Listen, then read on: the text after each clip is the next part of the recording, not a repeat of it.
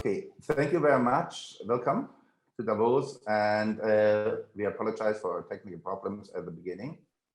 I hope that next year we get it right, 4 years in a row, not. Professor James Cooper is hosting this panel, and this is an introductory panel where we will discuss the bigger picture from the agenda, and I am really happy to have Joe London in. Joe, thank you very much for joining us for it. He holds 2 years speech in Digital Davos, which was fantastic and changed my perspective from what your company is doing and about space. And it was one of the most wonderful speeches which I hear. Thanks. Dr. Richard Weinstein, thank you so much for joining us in the last moment. We had some changes.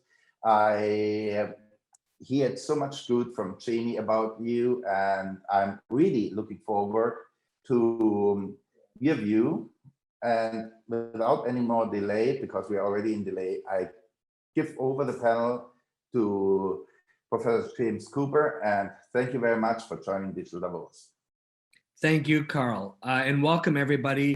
I'm James Cooper. I'm a professor at California Western School of Law and a research fellow at the Singapore University of Social Sciences. I'm a columnist, I advise governments, and I'm a serial disruptor, and I'm really, really excited because we've got two great panelists with us today to talk about restoring trust during a pandemic and amid uncertainty. How do we shape equitable, inclusive, and sustainable change? Now, our two other panelists that you might have been waiting for, the Goodwill Ambassador from the UN, activist, filmmaker, animal rights advocate, Dia Mirza, couldn't be with us, but she'll be on a fireside chat a little bit later with Carl, I believe tomorrow. And also Chrissy Lightfoot, who is a British lawyer, futurist, strategist, and leadership guru. Unfortunately had a last minute family urgent matter, and she apologizes and sends her best to everybody else. But we are super excited to have Joe Landon here, who's from Lockheed Martin, Vice President of Advanced Program Development. And we've got Dr. Richard Weinstein from who's an eye surgeon and a serial investor, and also one of the principals at iStart, a medtech incubator firm out of Canada. So welcome everyone. Again, our panel is about restoring trust after the pandemic, and maybe we should start with you, Joe, because your team at Lockheed Martin was able to do so much in this period of time when the rest of us are trying just not to get COVID, and we see that as a success. Tell us about what you've been doing and kind of leadership skills you've had to exhibit to get your team especially with respect to the James Webb telescope and the recent unshielding and so forth. Sure, yeah, thanks so much, James. So again, I'm Joe Landon. I'm the Vice President for Advanced Programs Development at Lockheed Martin Space. And my role, I lead the team at Lockheed Martin that develops and implements our space exploration strategy. And at Lockheed Martin, along with many scientific and other partners, we've had over 50 years of leadership in space exploration, having designed and built epic space missions like the Hubble Space Telescope and Cassini and the Juno Jupiter probe and others. So we're sort of excited and we're fortunate to be able to continue that work, even during the pandemic. I mean, one of the things about our work, particularly our planetary exploration work, where we send these robotic missions out to the far reaches of the solar system, there are often very limited windows of time of opportunity to send those missions out into space because of the relative motion of the planets. And, if we're sending a mission even to Mars, but this matters even more for missions out further into the solar system, you've got to launch on a certain date, or you might have to wait years, like 10 years in some cases, for the next opportunity to do it. So pandemic or not, we had to press forward and with these missions. So one of the missions that was executed for a large part during the pandemic, where it wasn't about launching the satellite, it was about once the spacecraft got to where it was going, it was called OSIRIS-REx. And it was a asteroid exploration spacecraft that a year ago in August, July, took a sample from an asteroid called Bennu. And it took many years for this spacecraft to reach the asteroid. And once it got there, even though it was in the midst of the pandemic, we had to do that operation. And we had folks operating this spacecraft out in an asteroid, millions and millions of miles away from their basements and home offices, in fact. So it was really exciting and a ray of hope during this pandemic. I think we could talk more about this as we go on, but I think, space exploration, is an endeavor that's shared, has shared benefits and interest of all humanity. So, hopefully we can offer some hope and excitement and some wonder to our lives as we go out there and do incredible science. And that's sort of a good news story that we've had and be able to maintain here throughout the pandemic. Thanks for that, Joe. Let's go from like happy positive to not nearly as happy positive. Dr. Weinstein, you yourself have had some medical issues over the last couple of weeks with 2 broken legs, and you're still operating. Can you talk a little bit about how healthcare has diminished trust, or the healthcare profession has both helped, but also in some cases hindered what we've been facing with the pandemic, please? So I actually think, James, that's probably the most important question we should be asking ourselves, because this is a public health issue, a medical issue. And I've been amazed to watch how standard operating procedure for how we do randomized controlled trials, how we support evidence-based medicine, how we make these decisions has been just completely disregarded. And I understand that in an emergency, things change, but they can't change this much. And I think it's been really unfortunate to watch how the physician group has been essentially censored. So there really is no discourse. There is no conversation that's contrary to what a mandate that's been put in place to achieve at all costs. And that's been concerning. And I'll give you a great example. So if you look at how vaccines used to typically work, it wasn't 4 weeks of data or 6 weeks of data. It was years of data. And a great example would be when Merck got the varicella chickenpox vaccine approved back in 99 and 2000, they had 12 or 13 years of data. They had 10-year follow-up. They had 4 or 5 major studies. And in this case, we're vaccinating children with 1 or 2 or 3 months of data. And it's not that they shouldn't be vaccinated, but there should be a conversation. And we should never be in a situation where we have the inability to have discourse. And I think, to me, that's been the greatest concern, is watching how medicine has really taken a backseat to the politics, to the emotion, to anecdotal evidence. And I think that's something we have to quickly try and reverse and get back to where we were before the pandemic. Thank you for that. Let me ask you this, Joe. You've been called Mr. Astropreneur, a space entrepreneur, and been celebrated with your Space Angels and some of the incubation, some of the startups that you've been able to fund and help lead. And you've been a leader on human spaceflight, on microgravity research, on space habitats. What's the role of private capital and big business to help us out of the pandemic and to shape an equitable, inclusive, and sustainable future? Yeah, sure. So thanks. Try to tie all these topics together. I think, the role of private capital in space exploration and maybe science in general, I think, private capital versus government investment, I would say, is the two that we talk about most here in the space industry. Is, government investment really has to go towards things that are not economically viable yet. Right? It's how do we do science and understand what, answer some key questions.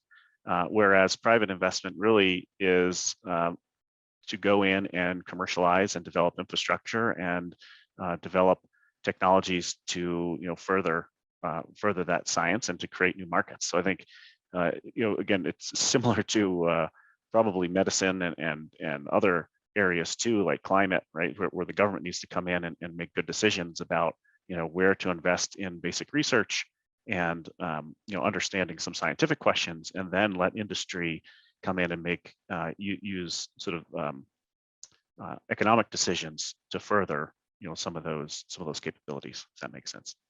Indeed. And you raise a good point about government, and this kind of moves us towards public-private partnerships, which has been Lockheed Martin's bread and butter from being part of the military industrial complex all the way through to space exploration.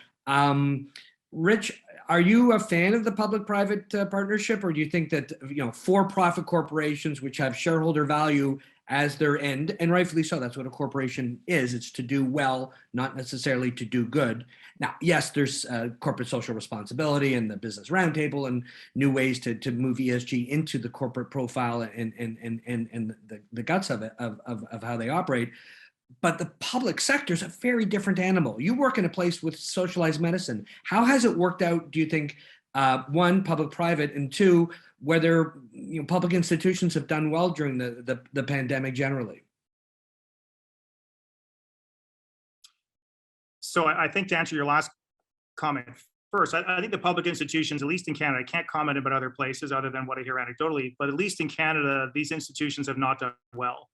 And so, for example, it's fascinating to turn on the TV here and see that the Leafs are playing at home in front of nobody, but you could turn on the TV the next night and see that their stadium in Buffalo is full.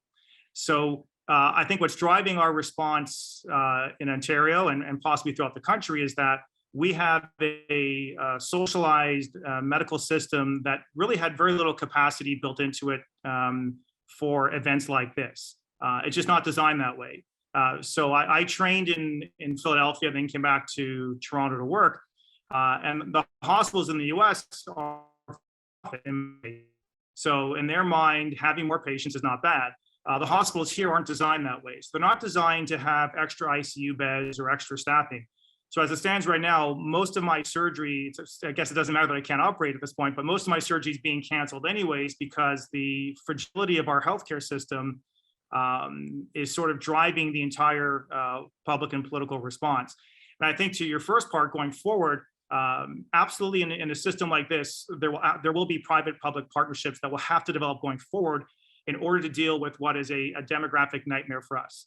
We don't have the ability to treat the patients the way we should. We have massive wait time. So my wait time for cataract surgery right now is anywhere from 1.5 years to 2 years. It was bad before the pandemic. This obviously made it much worse. I think it's very difficult to tell people that you have this social contract where you have universal health care, but you can't access it. And I'm convinced going forward that Canada as a whole will start to shift more towards the idea of letting the private side take on some of this responsibility. Fair enough. Joe, do you have any sense, or do you want to speak a little to public-private partnerships and what's been the success of Lockheed or some of the other companies you've worked with that have been able to do government contracting? I mean, people forget the internet was a government thing. It was a military thing, and like many of the wonderful dual-use things that have emerged from government investment are the things that we take for granted every day in our consumer products.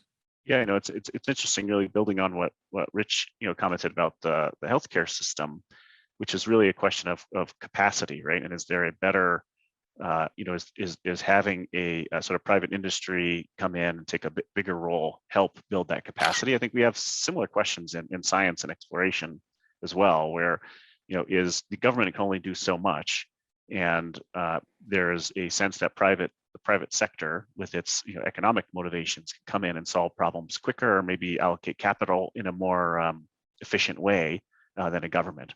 So that's a kind of interesting dialogue to think about. I mean, if you look back in history, at least in aerospace, a lot of the achievements and the scientific discoveries that we have achieved started with government investment. But now there's a lot of private investment flowing into the space sector in particular that is making, sort of accelerating the pace of what we can do, and making those government investments, which have grown steadily but slowly, but nothing compared to how much private capital has come in to the sector over the last 10 years. So that makes that government investment go farther. So there's it's interesting here to think about the analogies between the medical and healthcare sector and space, where how can we encourage private sector capital to come in and provide attractive problems for industry to solve, so that we can get more out of our government investment. Fair enough. Thank you for that. And can I ask folks to turn off mute their mics if they would, who are also on the call, but not necessarily part of the speakers group. Thanks so much. Rich, actually, let me ask you, Carl, because you trained as a doctor in Italy. You're also a serial investor, and you as a Swiss citizen, you approached a public-private, and you're very differently than, say, North Americans do. What do you see in terms of public-private investment and ways that together that the public sector and private equity can rebuild trust in a post-pandemic world? I believe that the joining from public and private is extremely important. And it's even more important when we see, for example, space exploration, like Joe's company, which basically brought hope. We remember historically, trying to bring a man to the moon was not a waste of money. Look at all the products which were coming in, and Dr. Weinstein will confirm, like the heart pacemaker, Teflon, all this what was coming out as side products were really developing ahead. With private with private and the government joining together, enormous things can be done. We saw it during the pandemic, which were allowing in America to create ventilators really, really quick, which then were not used because medicine was improving, which probably we see. But also right now in finance, and this is an interesting thing for my company, which creates virtual hedge funds in the Cayman Islands, where we allow to create an investment fund within days instead of months. So a lot of private individuals start to pull together the money, and then our team analyzes where to invest. And there we have also investments in government projects as joint ventures, which are really interesting, from getting smart cities done to joining in developing harbors, roads, and so on. This is the future. And when you think about the moonshot or some of the other early advancements of humankind, a lot of this came out of the science developed during World War II on both sides. That that sometimes these incredibly difficult challenges that sometimes kill millions and millions of people, ironically, there is some good that comes out of this. What can come out of the pandemic, Joe, do you think, that will make the world a better place? In it, obviously the space exploration that your company is doing is one of the things we can all be super proud of. But are there some other things as well? Yeah, so my thoughts on this, the pandemic is an example of where the world had to come together to work on a common problem, and we didn't really have much lead time, right? It had to happen all quick, all right at once. And there certainly was some things went well, but a lot of things could have gone better, during this global collaboration. And I think we're still in the midst of it here, as Rich was saying, where we've got very different approaches in some cases. But what I see, again, my role, coming from the space exploration frame or perspective, is that what we need to do in the future is work together on hard problems together before there's a gun to our head, in a global pandemic. So, doing things like the Artemis program, or where the U.S. has, 13 countries who are signed on to work together on this next wave of lunar exploration. Like, that's something we can all choose to do, a problem we can work together as a species and as a planet, so that when it comes time to have an urgent problem that needs to be solved, like a pandemic, we know who to call, and we have some relationships established and some ways of working together, some practice, I guess, what I'm trying to say. So there's a playbook, in other words, we can go to for these sorts of things. Mm-hmm. We were supposed to have those ahead of time. Some administrations chose to throw them out, unfortunately. But let me ask. James, that India as a curator. Dr. Nicholas Pericon is also on the panel, and probably. We just need to get his video up, and we're ready to go. Dr. Periconi, can you hear us okay? Yes, I can hear you. As Carl's making the video work, and you'll have to engage your video, could you tell us, we're talking about trust and where public institutions and private firms and private capital for-profits, if you will, can work together, or how do we rebuild trust? Do you have any ideas on that, please? Well, yes. One of the, as a physician and also as a nutritionist, one of the, I think one of the most obvious things that I could see is that in the low socioeconomic areas, no matter what country, a higher incidence of disease, and also there is a mistrust of the healthcare system that leads to vaccine resistance. So I think what we need to do is basically take the private industry and try to solve some of these problems, like the areas with low socioeconomic areas. They do not have proper nutrition. They don't have access to fresh fruits and vegetables. Nutritional status is terrible, low vitamin C, no vitamin D. So higher incidence of disease and higher mortality rates. And so this has led to tremendous mistrust that it was already there before this started. And so I think we really have to focus on this area. It can save a lot of lives. At the same time, they've got to be brought into the healthcare system. And that brings a kind of an education piece to all of this, that we really have a lot of work to do.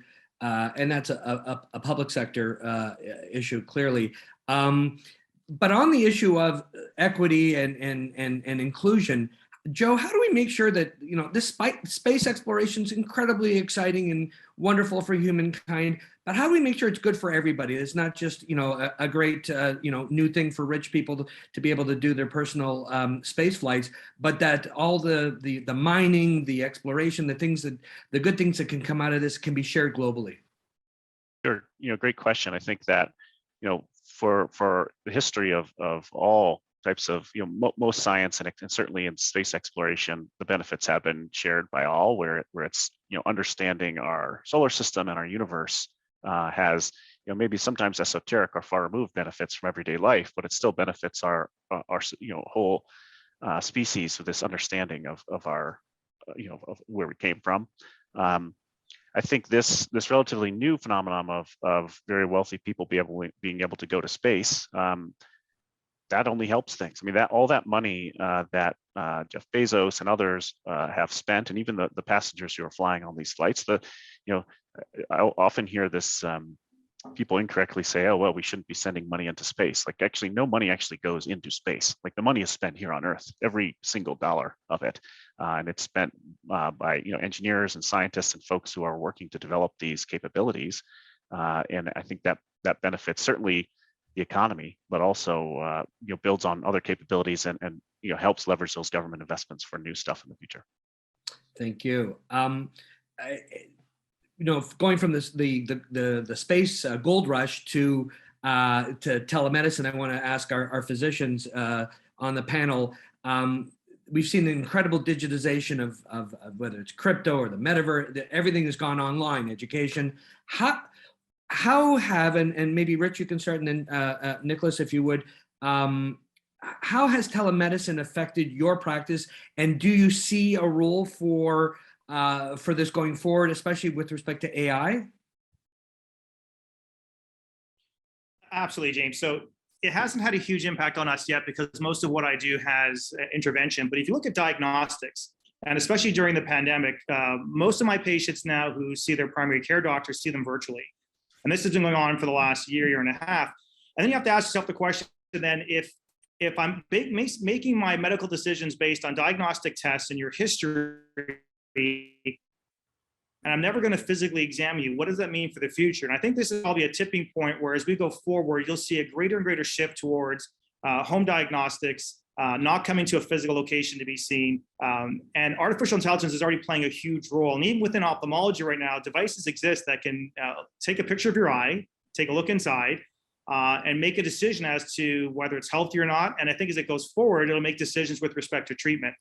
So I think as we go forward, you're going to see a dramatic shift towards not just telemedicine, but really a paradigm shift in where patients are actually seen. Would you agree, Nicholas?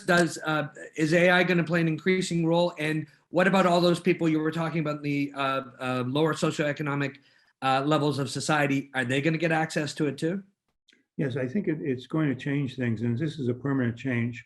I'm a dermatologist, and so my colleagues are all essentially doing telemedicine, and of course, since it's a visual science, it's working out really well. But yes, what we need to do is we need to bring this socioeconomic group into the healthcare system, and they've got And we've got to have a better relationship, because if you look at not just mortality, but the fact is there's a huge suspicion about the medical community, and therefore the vaccination hesitancy is a huge problem. And so the future is, yes, telemedicine, especially in the areas my colleagues, because it's a visual science. But yes, this is the future, and diagnostics can also be done remotely, also using other technologies. Thanks so much for that. We're going to do a lightning round now where everybody gets to answer in 30 seconds or less.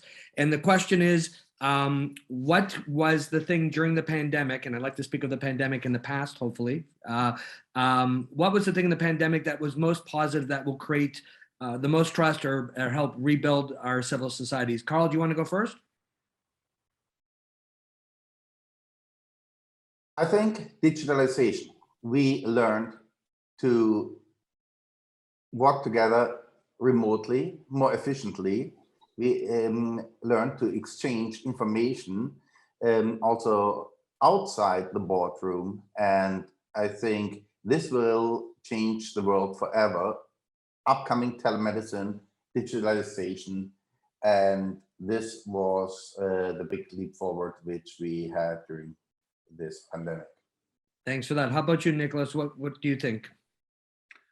I do think that one really positive thing about this is that although we've been separated physically and also masked most of the time, this has brought us together to work, especially as a physician, work together. And also my corporations have also functioned completely differently now. But once again, I think this crisis has brought us together in a very interesting way, and it's a digital way.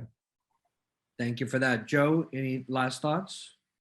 Sure. For me and my colleagues in the space industry, the fact that we could finish building, launch, and now are in the midst of deploying a new, really world-changing space telescope, the James Webb Space Telescope, is a really incredible accomplishment for all of us. I think this the Hubble Space Telescope rewrote the textbooks on the universe, and James Webb is going to do that again.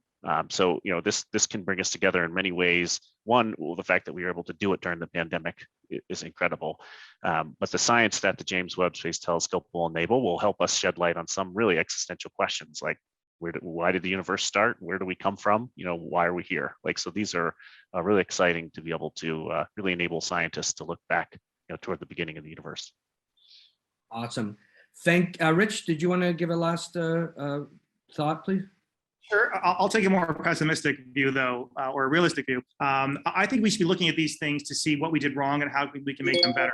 And I find that this exposed the fragility in our political system, our educational system, our healthcare system. And those things can't be ignored. We have to figure out how to make all of those better going forward. Great. Thank you all. Just on time, 9 o'clock. Thank you to our panelists, Joe Landon from Lockheed Martin, Dr. Nicholas Perricone, and Dr. Richard Weinstein. Thank you. Our senior curator, Dr. Carl Selig, thank you for allowing me to moderate. I'm James Cooper, professor at California Western School of Law, and welcome to Digital Davos, everyone. Thank you to all our panelists. Carl.